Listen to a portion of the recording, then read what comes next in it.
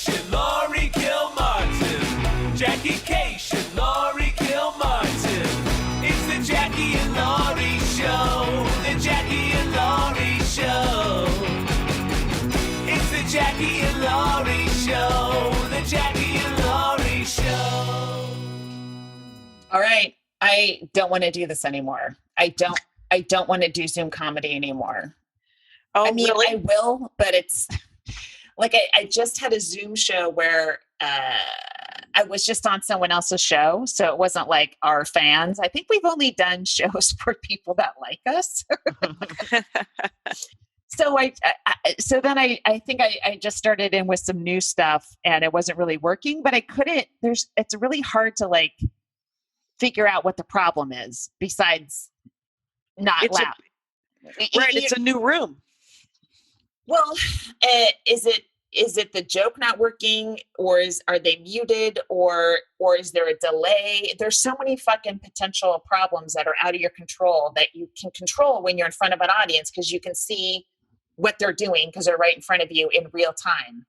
And so this is an incredibly poor substitute for stand-up comedy. I will do them because sometimes they're fun, but sometimes it's like it's like, oh my God, this isn't going to work long term. Right. I think you just described an Iowa run from 1994 for me here.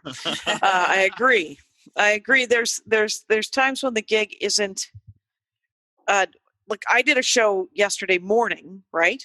Mm-hmm. And someone emailed me and said, that doesn't sound like a Jackie and Laurie approved time to do stand-up comedy. And I was like, someone in Norway wanted to come to see the show. What do I care when it is, you know?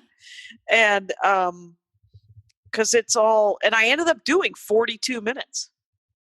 For how many people? 120. Shit. I know it. And there were many things I learned about this gig. First of all, I've learned exactly how much money I'm worth right in this moment. Oh, God.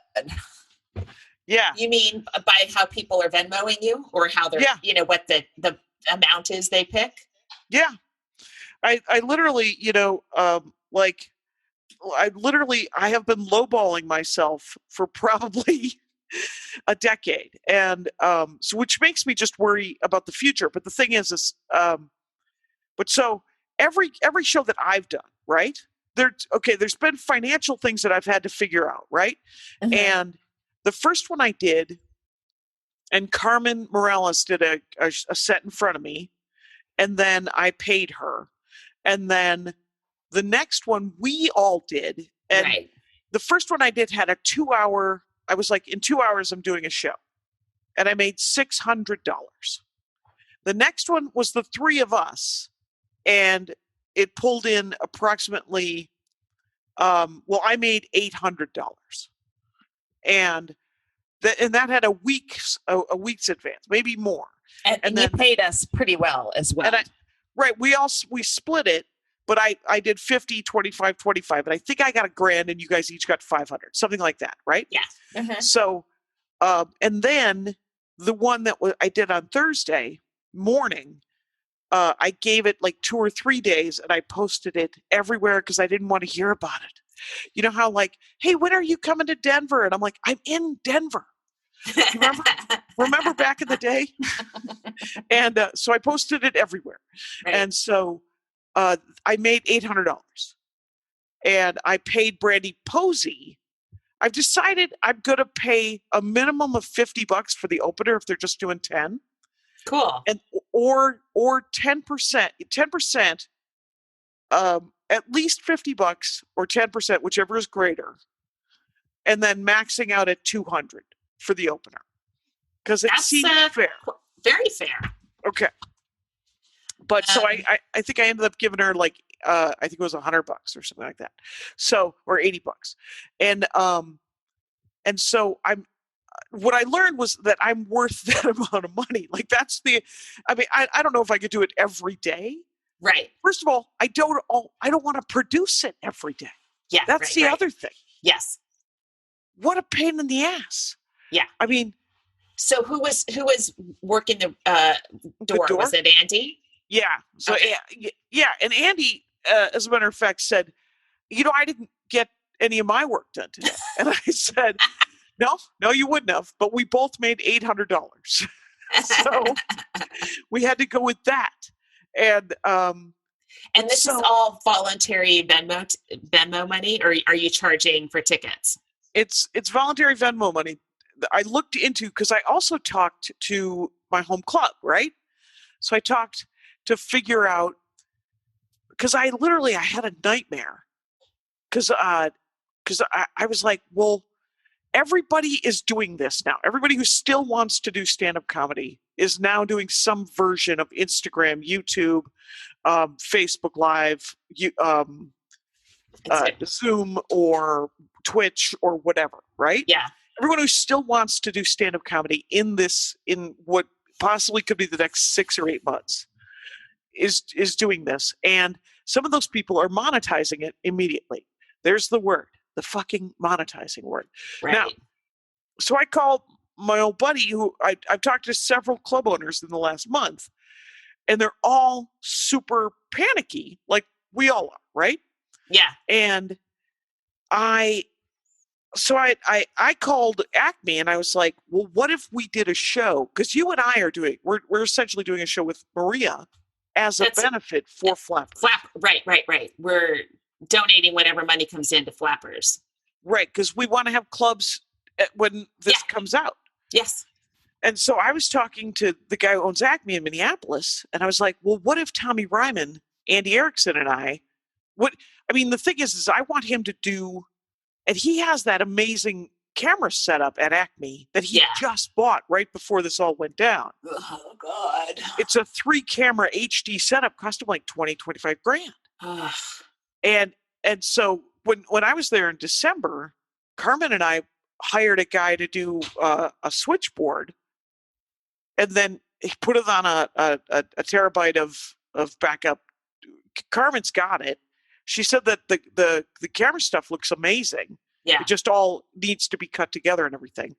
But so I was talking to Lewis about it, and he said, when we get out of this, they're only going to let 50 or 75 people in the clubs, right? They're going to have to be spread out anyway. Does he think that's indefinite? Like for until vaccines? And is he in some secret club owner Reddit where they're trying to figure this shit out? Like how are we going to space people? And I want there to be a secret Reddit. Oh yeah, I know there's a chat. Oh yeah. I know there's a Facebook club. Yeah. Oh, is there a club? Okay. Yeah, I know there's a chat where they all talk about us. Yeah. It's like we talk about them. Yes. And but he said he was talking about the amount of money that he could that if he lost just this amount of money. Right. And it was an enormous amount of money. It's not my amount of money, so I can't say it. Yeah. But it felt like he had a real prudent reserve. Yeah. But he said if it's another whatever amount above that, he doesn't think he'll open. And this is his 30th year. He was like, I like a round number. Oh. I don't want to go out at 29. And here's the thing I will say about Acme and about the best club owners. Like, I think that this is true of all the club owners who are scrambling, is that they want to be the one that survives, right? And the other thing is I think, and in Lewis's case, I think he's needed the challenge anyway. He was just kind of going, oh, this is going real well. And coasting on his success. Now he's got to reinvent the goddamn wheel. Anyway, so me, Tommy, and Andy Erickson are going to do a show on Saturday for Acme. And we're going to split the money. But initially it was going to be that Venmo PayPal thing that I'm just doing for myself. Right. But I was like, that is not a model, right? How is that a model that any club could do? Because he needs to make his nut. He has to do the shows that he would do to some extent, right? Yeah. He could charge a lot less for them because you could charging $10 for someone to see an hour of stand-up comedy where they don't have to go to a club and spend $40 and then spend $60 on a babysitter and, drive and park and food and bev. That is an enormously fair rate, I think, to charge $10 for a show. Sure. And so, and Lewis has his mailing list. And so I want him to take that mailing list, which is enormous, right? He's got a 30 years of Minneapolis mailing list. Oh, so we're talking CompuServe emails, AOL emails. Right. Right. There's going to be Earthlink.net. Sure. Earthlink, yeah. And but he could, if he could do, even if it's 3 or 4 shows a week with different, and he could do Minneapolis comics because so many great comics have that have come up through the system. Yeah. And he's going to, this first one that we're running is kind of an example, and the 4 of us are going to split the money. The club gets 25%, and then everybody else gets 25%, unless it's I need him to still be open in January. God, I know. There's so many clubs that need to be open. Oh my God, need him to be there. There's like one club that could revenge close. It wouldn't bother me. That's what they've earned it for not booking me. But everybody else needs to stay open. Yes. Someone's got to come up with better software than Zoom. This is bullshit. It doesn't work for stand-up, right? Zoom is, I'm sure they would admit it themselves. This doesn't work for most of. It's not ideal. No, and it was kind of like a fledgling little app that people use for conferences, and now people are using it to produce late night shows and to produce. It just doesn't. Yeah. It's not sufficient for what we need as comics, and I wish someone would come up with something. I don't know how to design an app. Some fucking nerd stand up must know how to design an app out there that can. Oh my God! Save us. Did an hour and a half of tech with Patrick Brady, who does the audio, and graduated from film school. He did the Dork Forest thing, and he had, 3 different programs, and he had a lot of things happen. And my head hurt at the end of it. And we did an episode of the Dork Forest with one of his buddies who explained to me, get this, it'll be in 2 weeks, but his buddy collects laser discs and old tech. And his buddy actually explained to me how television works. And fax machines, and I was like, my mind was blown by the scope of, I don't know, not just science, but also math, technology, basic electricity, how it all works. Yeah. It's a mysterious world. Kyle had no internet today. Yeah, it was terrifying. Yeah, it sounds scary. So, that makes me want to download a bunch of Netflix shit just in case. That's how I would get through this pandemic without internet. I'm so happy to have DVDs. But I will say this is that I tried to watch that Japanese show that you liked. Oh, Jiri Haji? Yeah, I watched the first 3 episodes, and it's dark and funny and wonderful. But oh no, but I can't watch. But I'm not much of a binger these days. Oh, I thought you said you tried, and you were gonna. I was getting ready to attack you. Oh, I'm sorry. For whatever reason you gave me. Oh, okay. And it turns out, what am I supposed to do with all this energy, Jackie? I was ready to punch you in the face. Terrible. Did your young man? Did the boy try either of those comic books I dropped off? The manga? They're in his stack. He's in a drawing mode right now. He's not in a looking mode right now. Fair enough. Oh, that's awesome. We're excited. Definitely. Thank you. That is great. That is creating characters left and right. He's like, I'm a night owl. And I'm like, oh fuck. It's going to be a hard re-entry into school whenever it opens up. Because oh my God, I hope he doesn't burn up into re-entry. I don't know. He's doing a lot of creating at like 1 a.m. And I'm like, oh God, I know that feeling. Yeah. That's neat though, that he is creating. Yeah, that's cool. There's been some really cool stuff that I've seen. I'll say this. So I worked on the other 40 minutes. So when we did shows, I was working on all that dad stuff. Mm-hmm. And that dad stuff's coming along.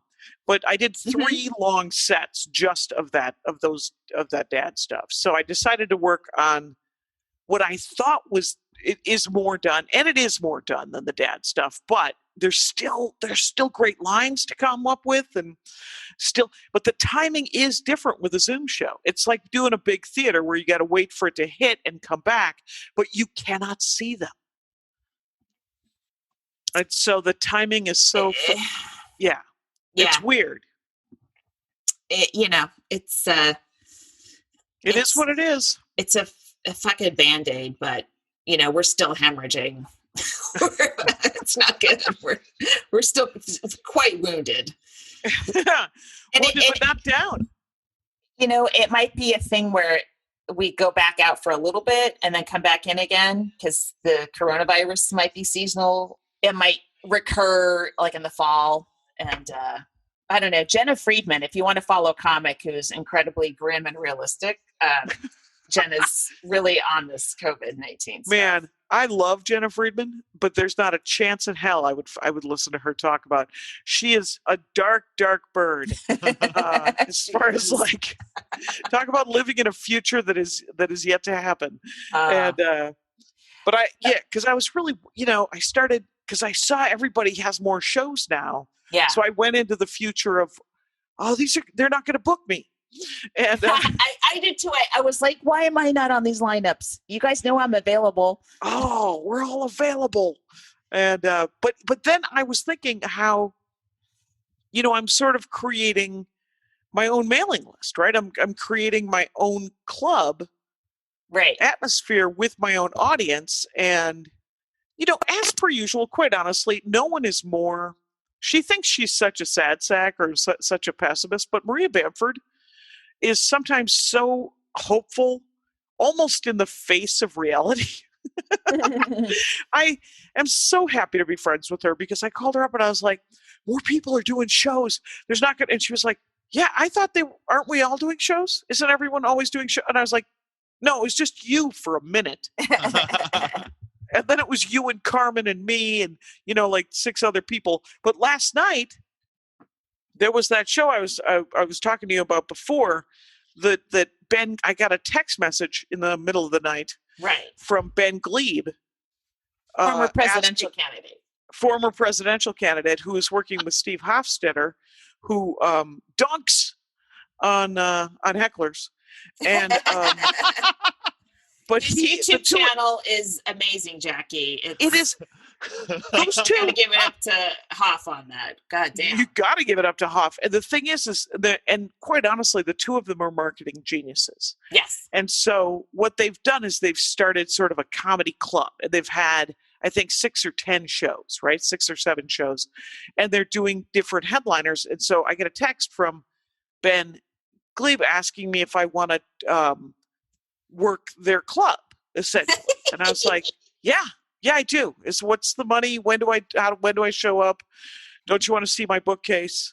Whatever, right? And he said, well, do you want to come to the show tonight and see what it looks like and how, because we've got it mostly covered down. And they have some amazing, you get this email from them saying that you need a Zoom account to enter. Sign up is free and easy. Take a few minutes, so please do so early. When you arrive, you'll be in the waiting room. We'll be checking the name of your device against the name you used to get your ticket. So they're obviously using a ticket like an Eventbrite or something. Yeah. So please adjust that name in Zoom when you arrive. We love laughers, but we could hear everything else too. So please either watch in a quiet environment with headphones or keep your mic off. Have fun. We're making history here, and we're happy to have you be a part of it. Cool. And then there's these directions of how to, where the menus are and all these things. And I was like, yeah, they're kind of running it really cool. And, and they're leaning New York heavy. I think they're both, even though I think Ben's here, isn't he? Last time I saw him, he was here in LA, but I don't know. I mean, it doesn't matter where anyone is to some extent. Hey, do you want to do a Max Fun break? Hi, I'm Dave Hill from before, and I'm very excited to bring Dave Hill's podcasting incident back to Maximum Fun, where it belongs. You can get brand new episodes every Friday on MaximumFun.org, or, wherever. And while my partner Chris Gersbeck and I might lack in specific subject matter on our podcast, we make up for in special effects. Chris, have something cool right here. Also, we have explosions, animal noises, and sometimes even this. Dave Hill's podcasting incident every Friday on Maximum Fun. Chris, do another explosion right here. Are we back? Mm-hmm. So why didn't we think of this and figure out how to monetize this shit ASAP? Why didn't my brain go into that direction? That's what I would like to know. Because And you're I don't know who to comic, you're talk not to. a booker. You're You're an not a artist. club owner, right? And I was talking to Andy about it, and I'm like, there's part of me that's fascinated by the admin part of it, There's a part of me that the sales part of me is like, well, I should just run this stuff. And that part is still interested. Like, I would like to come out of this quarantine with 100,000 new fans. Sure. And I've got to do the set so many times. If I'm not back at a comedy club by December, it means I won't put out an album next spring, which is when I want to put out an album. And it'll be 4 years. I mean, I'm not saying the jokes won't be better, but because I will be doing these shows. Yeah. I'll do Zoom shows just to get the jokes out and work on the timing and the language, but fuck. I don't want to necessarily run a comedy club, but I do want, like, when I called people and said, I emailed Tiff Stevenson and said, do you want to do a set before me? And she said, yes. And so then I emailed a couple other comics, and one of them was like, no, I'm not doing Zoom shows. And then the next person said, I'm not doing a Zoom show at 11 a.m. And I was like, oh, am I making a list? Is there going to be a shit list I'm making?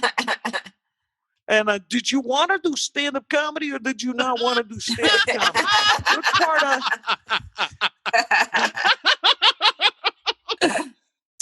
because it makes me feel like I'm a dork, but then I remember that I'm a dork. What do I, I'm gonna fucking care what other people think at this late date? Fuck off. Sure. And you picked 11 a.m. because someone from Norway suggested it?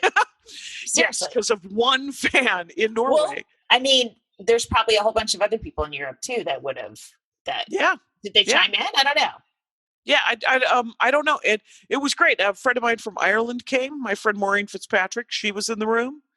Are you sure Maureen Fitzpatrick is from Ireland?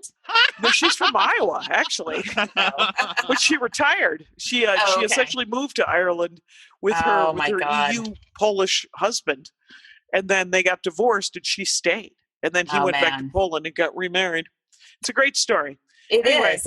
I want a Polish husband for a couple of years. I'll tell you something about Bigos, is that Bigos could take, like, duct tape and a spool of wire and turn it into a fucking moped. Because he grew up in Soviet. Yeah. You get those former communist guys in their 50s, they can fucking do anything. Yeah. No. They can make any soup out of anything. I don't have to cook ever. Yeah. Yeah.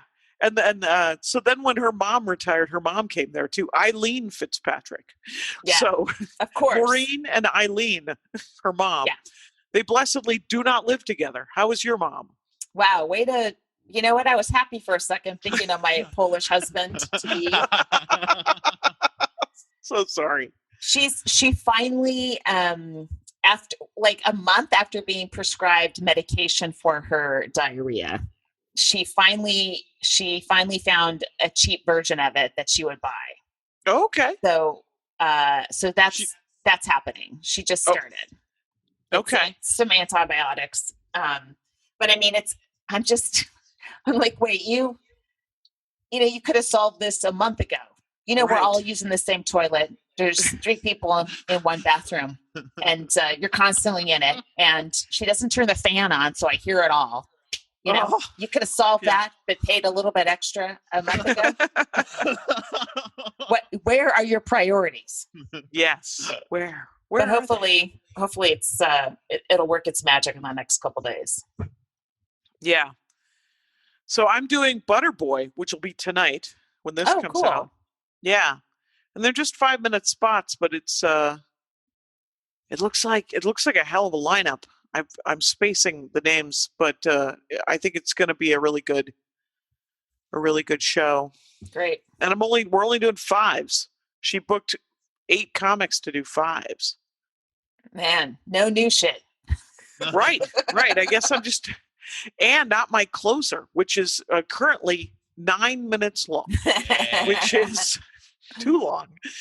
And I forgot a bunch of jokes the other day, but that's good though, because if I'm going to get repeat people, I mean, the thing about doing the Zoom shows is that it kind of feels like doing a TV set, and so I have this internalized feeling of burning material, and I don't think I am. I think people want to hear how the jokes grow, and I'm just talking myself down off a ledge. I don't know either.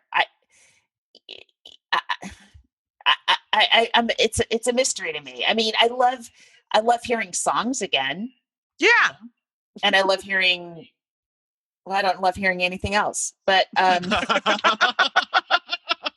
don't know what people are like. And also is that you got to go, okay, if this person's seen me 4 times and they've seen this joke, their laugh's going to change. So I can't count on that laugh necessarily as being a true laugh, because they know that joke already. So they're not going to laugh at certain parts. And then I'm going to bring you in, oh no, that part's not working anymore. Well, that person's seen that joke, that part of the joke 4 times. So they're not going to laugh again, but they'll laugh at the punchline. And then that gets too big of a laugh. And then it's all imbalanced. I don't know. Right. I don't know, Jackie. You don't have the answer? Is that what I'm hearing? I don't have the answer. That's because I think on Thursday, it felt like stand-up comedy changed exponentially as the day progressed. Things were being thrown at me, and benefits and other comics doing shows and clubs sort of coming out of the woodwork. And then Seattle Laughs posted that I was going to be there, I think in January or in September. And I was like, oh, gutsy stuff, you guys. Okay. I really hope so. I'm supposed to be there in March? I mean, in May. Oh, in May. If it's on, I'm there. I don't know how we'll do it, but I'll go up there. Right. So Lewis at Acme was talking about how if it's just going to be a small crowd, he's like, maybe I could sell the 50, 75 tickets and then project it to the Zoom audience and sell tickets to them too. And I was like, yeah, do a 2-tiered kind of thing for 6 months. Oh. Just as a way to make enough money to get over the hump, Right. And I saw Todd Glass is doing a show for Helium. Mm-hmm. And is that the club that doesn't book us? That is. Oh, that's good. Well, good for them. Good luck to everybody. Consistent. I hope everyone does well. What was that, Kyle? I said they're consistent. Right. It doesn't matter.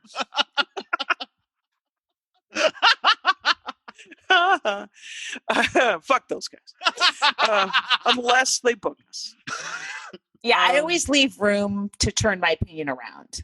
Oh, it's completely. never set in stone. I embrace everyone who books me. I look the other way on a lot of shit when someone books me. I remember had to be 1993 or 4, after I had started getting work at Acme. Tom Hansen said to me, because I think he moved me up to headliner in 94 or 95, and he goes, "You got funny in the last year, Jackie." Oh my God. And he is a lucky man not to be a dead person, because I could have murdered him. But instead, because I'm a comic, I was like, oh, thanks. Aw, shucks. I've been working real hard this year. Yeah, this is the year that I decided to just do stand-up. Yeah. Previously, I was just kind of just throwing shit at the wall, hoping it would stick. Yeah, it was a gray day today. Gray Davis. Remember that? Remember that, Governor? Yeah, didn't they recall him? Yeah, he was recalled. And then Schwarzenegger came in. I don't know. Yep. Who cares? Who cares? Should we do Comic of the Week? No, I think we should do it now, though. Yeah. Right? Yeah. Yeah. It's Athena. So Tiff Okay. Stevenson, I was like, so sometimes I just throw it out to former Comics of the Week to give me some suggestions of comics I don't know. Even though I know that there are comics that I love that I've yet to make Comics of the Week because I dropped the ball. Anyway, but she recommended, and I watched her set, and she was so funny. It was Athena Kugblenu? Kugblenu. Wait. Kugblenu? God. I was so going to just rattle it off like it was no big deal and just act like I'm that cool. Kugblenu. Kugblenu. And she's from the UK. Athena is her first name. And she's really funny. And I watched two of her out. sets, and both of them super funny. Yeah. And really definitely. smart, dark, very smart, and very dry. Yeah. interesting. Yeah. Mhm. So go check out her because, now the world is our oyster. We should all be watching all the comics possible. And then also watch us, please. Please. Yeah. Did I tell you that Flappers asked me if Maria thought that the audience should be muted on Friday? Oh yeah, I mean they should be, and then we can.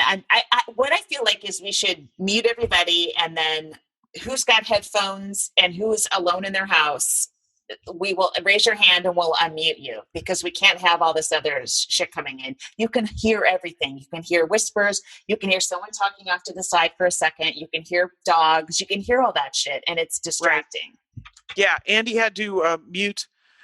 Oh, I think he muted one of his friends. He was like, yeah, I don't think he knows where the mic is on his laptop because he was rustling papers right next to it. And I'm like, scroll, mute. And it was good. It was good. Zoom is highly inadequate. It's just So do it with headphones. Yeah. Mute if you're going to do anything behind you, and then Andy he takes a row of a call for hands. Like you raise under participants, you could raise a virtual blue hand. Yeah. And sort of the first 15 people, he unmutes them. That's perfect. Yeah. And 15 out of 150 or 250, it creates that sense of community that you need to get, and it gets the laughs. Brandy Posey opened for me the other day. By the way, did almost 10 minutes on the Rona, on the virus. Love it. That's great. It was great. And it wasn't sad sack or angry. It was just hilarious. Yeah.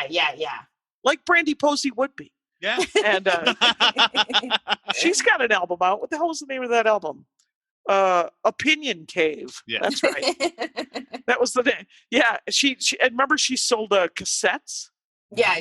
That had a J. I think the album's like 3 or 4 years old, but she would sell cassette because she opened for me at Acme. It was me, Brandy, and Jonah. We all did cassettes at basically the same time. Oh, cool. And did you have one of those download cards that were in the? Awesome. Yeah, we had some communiques back then about putting that stuff together. I just love that the three of us all had these weird cassettes all released at the same time. It's so. I mean, the only person who still has a cassette player in their car is my dad. And it's 3 gay comedy records to listen to. I know it. I should probably send them to him. So she was really she did a really great job. Oh, and then I heard about these corporates. I think I was telling you about these, Laurie. Mm-hmm. Is that they're just 7-minute like break time corporates. Right. For and they'll be Zoom corporates because everybody's working from home. Right. But they pay okay, but they don't pay. You're just like, they should pay more because nobody's buying anybody a fucking mini muffin, right? You don't have to buy coffee for anybody in the office. Oh, sure. Yeah. Right. So if you're paying, you should pay, and they're only 7-minute sets. But if you're doing it once a week, and you do 3 comics, what do you spend on coffee all of this stuff, spend it on comics. It's a morale boost. Right. So what's the difference from an audience point of view of having someone Zoom into your house, versus being able to watch a special on Netflix? Like, if you just want comedy done right, wouldn't you rather watch it performed in front of a crowd? Because no. I think that there is an appeal. I mean, I don't know it's for everybody, but so far the feedback I've been getting is what we really miss is this live interaction. Yeah. It's why right. I like doing the podcast with you sitting there in the grass. This is live. I am in a field. You're living an ant's life. Of giant grass. Bug's life, yes. But I think that there is this draw of a live show. It has the same draw as a real live, as an in-person live show, in the fact that, like, when you have it on gallery view and something happens and it draws your attention to it, you're like, what the hell are you doing, man? Yeah. It's clearly the real appeal of a live show is that something can go wrong. That's why people come to a live show. They want to see, something terrifying happen. They want to see you have to struggle, otherwise they could just watch your set on TV, right. They could just watch your YouTube channel or something. Well, I did get an email today from somebody who saw me work on the set on Thursday and said, I can't wait till the album comes out. And I was like, oh my God, thank God. Please, please listen to the album when it comes out. Yeah. Because again, I feel like I'm burning the material, and comedy is so much about surprise. Yeah. But maybe the surprise is how's she going to tell the joke this time? Maybe that's a surprise. Yeah, I don't know anymore. I'm at a loss. I guess like you, I'll just see how it all plays out. I wish I wasn't like a passive person like that. I wish I was more taking the lead, like Hofstadter or something. I'm going to create my own Zoom channel and monetize this shit. But it's I don't know. That's just not my personality. It doesn't seem to be happening organically. What do you mean? You're not that guy. No, not at all. Yeah, it turns out you're like, I wish I were that guy, except for, it turns out I'm not that guy. Yeah, because I'm not that guy either. I'm just like, I mean, granted, I have been, it has been I say with gratitude that I love showing up at a club on a Tuesday or a Wednesday, knowing where I'm staying all week, doing shows in that club, eating. It's a crapshoot. Sure. Is the food going to be good? We don't know.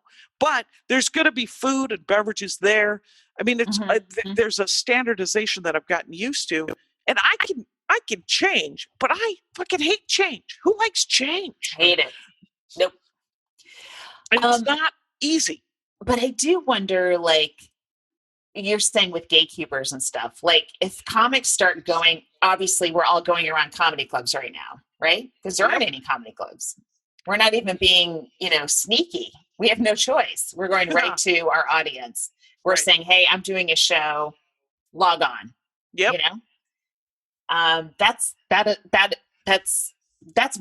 new. That is brand new. Who knows how long you keep making money like that, but it's interesting that you've started. Yeah. And hopefully it'll lead to more and different audience members. Like, it'll expand and expand and expand, hopefully. But that's why my head hurt on Thursday, because it felt like the industry was changing in front of my fucking face. What do you mean? Like, what happened on Thursday then? Well, Thursday I did the show, and I got like 5 or 6 emails and text messages from different comics. Here you go. I'm going to type it in the chat. Ooh. And this guy also, we've been talking about, the yeah. So, like, he was one of them. Yeah. And he was just like, how do I do Zoom comedy? And so I told him, because, it's, well, that's That's a total crowd work guy, though. So he's he got was a asking special, how the crowd he's got a works. special problem. Right. He was like, how does the crowd work? And I was telling him your thing with the dog joke. Yeah. Looking at the gallery. Yeah. And then my thing with the guy blazing up with the giant pot pipe and sort of lighting up his screen. And those are both, I mean, it's possible, right? And everybody's name, right? Yeah, on Zoom. that's true. Right. You could go, hey, Jeremy 763. Scare the shit out of Jeremy. Right. Because I think like Todd Glass and Judah Friedlander both do that entirely crowd work shows these Same with Pardo. Same with Pardo, too. Same with Pardo, right? Tonight, somebody, when I started doing the dog stuff, and some people put their dogs in the screen. So it's like, get your fucking dogs out of the screen. I don't want to see them. And then I'm like Ezekiel, and the person was like, ah, like they couldn't believe I saw their name and I called it out. That was fun. So being able to see their name, and them not knowing you're coming for them that's exciting versus in a crowd, they can see you looking at them at least. So yeah, that's different. Them not knowing you're coming for them might be the title of this one. Because that's hilarious. I know.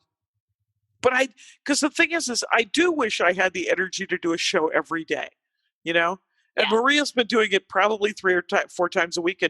And she's gotten Carmen Morales to run the door for her. Oh, that's great. Because the person doesn't actually have to be in the same room with you. Right.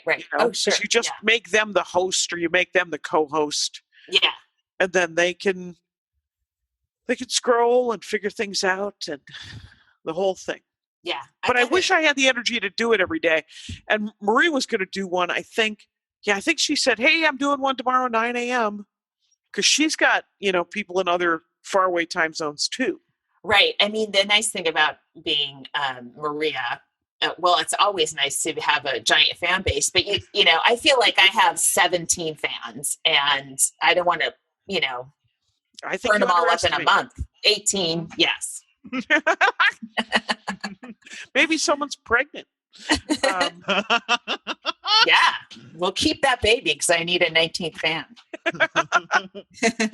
Yeah, no, I think, the great thing about being Maria is that she does have a lot of fans and they're everywhere. But she was going to do this 9 a.m. show. And then as nighttime came, she was like, I can't face it. I can't face it. And then, so the next morning she tweeted out, she was like, it's going to be at 5 p.m. And maybe I'll try one next weekend. It takes some energy. I will say, doing a 42-minute set into the television or into my computer, everybody was on board, right. and the material is tight enough that it works. But I do think 30's good. 30's plenty. Right. 20 to 30 is perfect. And then maybe get another comic or two. The one I'm doing on Saturday with Tommy and Andy Erickson, we're each doing 20s. That's perfect. That's just enough. And I think it's a lot to expect people to hang on and sit in front of the computer the entire time too. And just be engaged. At some point you're like, who texted me? I mean, it's hard to stay focused when you're in a comedy club, but when you're in your own home full of your own distractions that you've set up, it's even tougher. Hit mute, go get a beer or a soda, and then come back. I will say this. If you guys want to see Tommy, Andy Erickson, and myself, sign up for Acme Comedy Company's Insider. It's for the Insider mailing list. So if you go to Acme Comedy Company in Minneapolis's website, on the upper right-hand side, it says newsletter sign up. And if you sign up for the newsletter, it's easy to get on. It's even easier to get off. So because that's what I did too for my show on Thursday. Oh, you'll get the link and you'll get all the information. But for my show, I sent out a MailChimp, like an email list. I haven't used my email list this much in the last 20 years. And yet I've always had an email list. And I told people to join the email list, and that's how they'll find out. And so I've had like 100 people join in the last week. So just using MailChimp? Yeah. Maybe I'll do that. Do that. the other thing, so if the clubs are like limited to 60 or 70 people, are they just gonna up the cover charge? Or, I mean, I don't know. if you're used to 200 people on a Saturday night and sold out at 75, how are they gonna make money? How are they gonna make money? I mean, how are they gonna make money if people are masked? How are they gonna drink during a show? How are they gonna eat during a show? Yep. There's so many problems, unless we have intervals like they do in the UK, where, I mean, people bring drinks to their table, but what if we just pause 20 minutes, everyone gets to drink, and then here comes the next comic? It might change the dynamic of shows. If, I don't think you can expect people to sit for an hour and a half with a mask on and not eat or drink, Right. I mean, they go to theater events, right? But there are intermissions. There are intermissions. Yeah. Yeah. Hey, let's do another break for Max Fun. Hey, everyone. It's I, John Hodgman of the Judge John Hodgman podcast. And I, Elliot Kalin of the Flophouse podcast. And we've made a whole new podcast, a 12-episode special mini-series called I, Podius, in which we recap, discuss, and explore the very famous 1976 BBC miniseries about ancient Rome called I, Claudius. We've got incredible guests such as Gillian Jacobs, Paul F. Tompkins, as well as star of I, Claudius, Sir Patrick Stewart, and his son, non-Sir Daniel Stewart. Don't worry, Dan, you'll get there someday. I, Podius is the name of the show. Every week from MaximumFun.org for only 12 weeks. Get them at MaximumFun.org or wherever you get your podcasts. That's the other thing, is trying to think that far in advance as to how to make money when you're staging back into hanging out with other people again. But for me, I'm just like, well, how do I earn some sort of living and continue to do my art, or whatever you want to call this? I call it my art because I'm insufferable. Anyway, you're quite pretentious. And but yeah, what I'm trying to do is I wish I were sort of the visionary, and maybe I am. Maybe I don't know that I am a visionary, huh? Maybe that I am. Yeah. That's what let's keep telling ourselves that till we die. Right. So do you just have the Friday show with Flappers? I'm doing Hot Tub next Monday. Cool. Not the day this drops, but the following Monday. Okay. I'm doing Kate Willett's show on a future Saturday. Nice. And then maybe I'll just throw one of my own. I don't know. Throw one of your own. If you need help, I'll run the door. Ah. Yeah. I'll run the door if you want. And because it'll be good to have a secondary, Yeah. It's good to have. You need a second pair of eyes. We're gonna Andy and I are gonna run a show this week with some of the staff from Acme to sort of show them how to do it. Mm-hmm. Oh, that's great. Because I don't want to go into the comedy club business with Louis Lee. Though if there was anyone I was going to go into the comedy club business, it would be with Louis Lee, because he is a better business person than anyone I've met. What if 6 months from now, Andy Ashcraft is the lead Zoom stand-up comedy coordinator in the country? That would be amazing. Oh, it would be amazing. Yeah.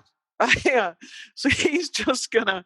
But I'm hoping to just, because initially with the Acme thing, I was just gonna do it like mine, where I'm like, okay, so Venmo me, but they have so many, tens of thousands of people are on their list. Yeah. So I was like, if it's gonna be like that, and all that money's gonna come to my Venmo and my PayPal, and then I'm gonna have to pay Tommy, Andy Erickson, and the Acme Comedy Company. And then I'm going to have to somehow 1099 and call this an expense. And I was like, I don't want to. And then I talked to Louis and his staff, and they're like, well, we do have a ticketing program. And I was like, let's get that involved. So that's where I'm at with that. Well, maybe Louis will figure out the model, Yeah. Yeah.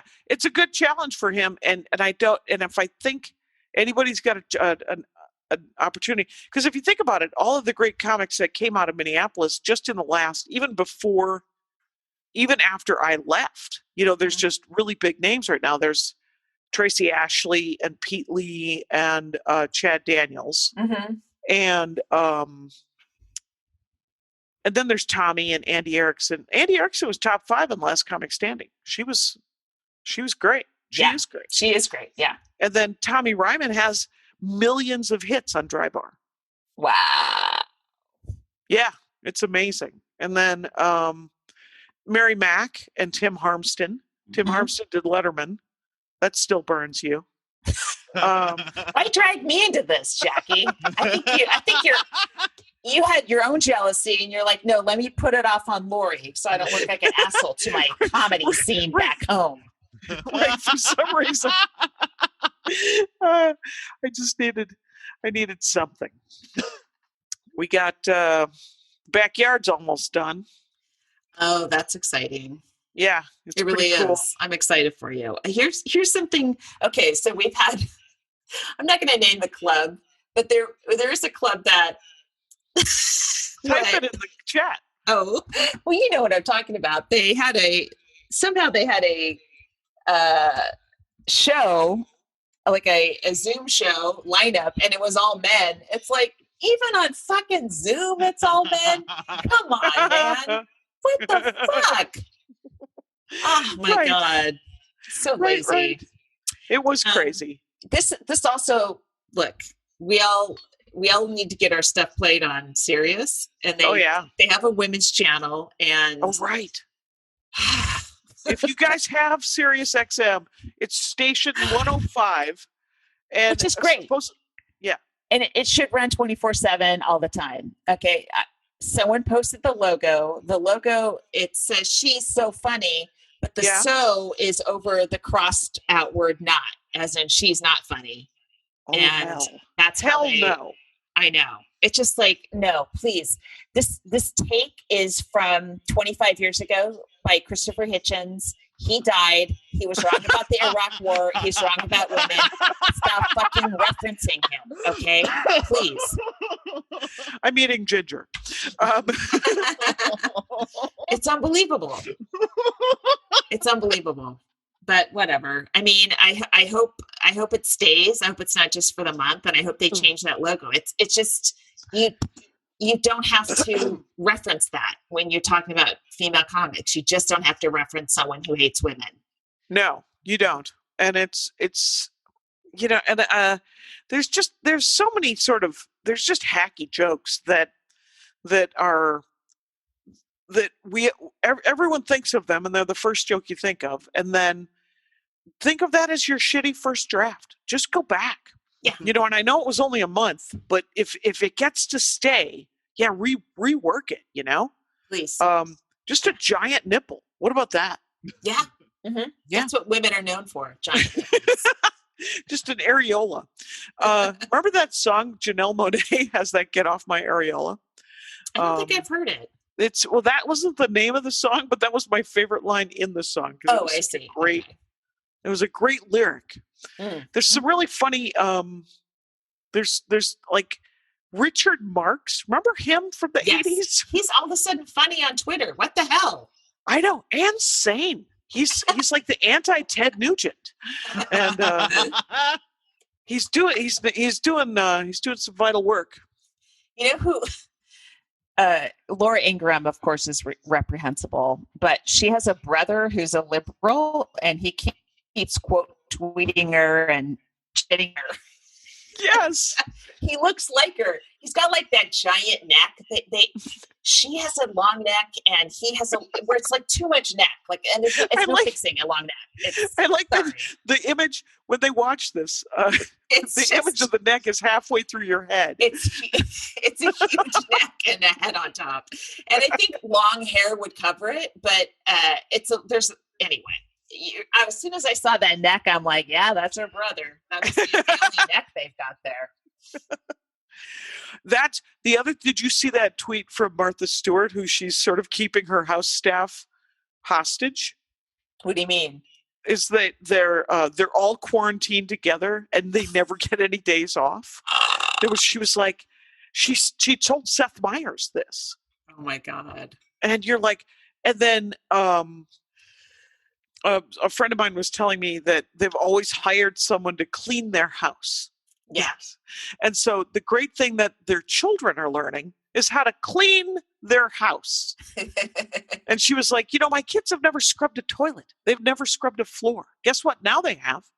Because the bathroom has to get clean. The floor has to get clean. The other thing they could learn is how to live in filth. Now, that's the choice I make. These floors don't get cleaned. But I think the children would be very interested in trying that. And it's, I insisted. I was like, we have to clean the house. And Andy was like, can you give me a day's notice? And I was like, yeah. Let's do it on Wednesday. Because then this was on Monday. And so Wednesday comes around. I was like, yeah, we got to clean the house. It was like, oh, right. And I was like, it's just going to take an hour. The house is tiny, right? We have like 3 rooms. Jackie, he's a Zoom consultant. He hasn't had time for your fucking shit. It's so true. We got to be done, right? I mean, come on, Kyle. We're real close here. If you just have an anecdote. More. What was your favorite show in the 80s? In 1981? TV show to watch? No, stand-up comedy show, you performing. Oh. Who was the first weird? Oh, you know what? One time in Windsor, California, which is up the 5, and I think they just had a terrible fire recently, like in the last 2 years or something, Windsor. Very small town, and they had a comedy competition. And we all performed on picnic tables, and I was a finalist. And that was a credit for about a year. Did you win anything? Was there a trinket? No, but I think the mayor was there, and I might have shook a hand or something. But, those were the 80s, man. You could have a comedy competition in a park in Windsor, California. Yeah, you can. You can, I think I might have told you this story. It was like in 1987, I opened for a guy who had a dog, and he'd put talcum powder all over him, and the dog would shake, and he would pretend that it was cocaine, and the dog was part of his act. Oh my God. That guy went to jail for statutory rape in Florida. Wow. I forgot that guy's name. He had a really nice dog, though. That dog was nice. It was a sheepdog. It was a sheepdog? Yeah. That's why it looked so amazing when it would shake. So wait, so it's a 45-minute set. So when does the dog come on stage? The dog comes on and goes off and sits with the best trained dog in the world. Wait, he opens with the dog and then the dog gets off stage and just sits in the audience? Yeah. Oh my God. Not in the audience. Oh. Stage left. I did a theater with him. This guy was in theaters. Yeah. Why don't I know? Oh, I haven't heard of this guy. Was he a real stand-up or is he like something else, some hybrid? Probably doesn't help. What? Oh, the jail?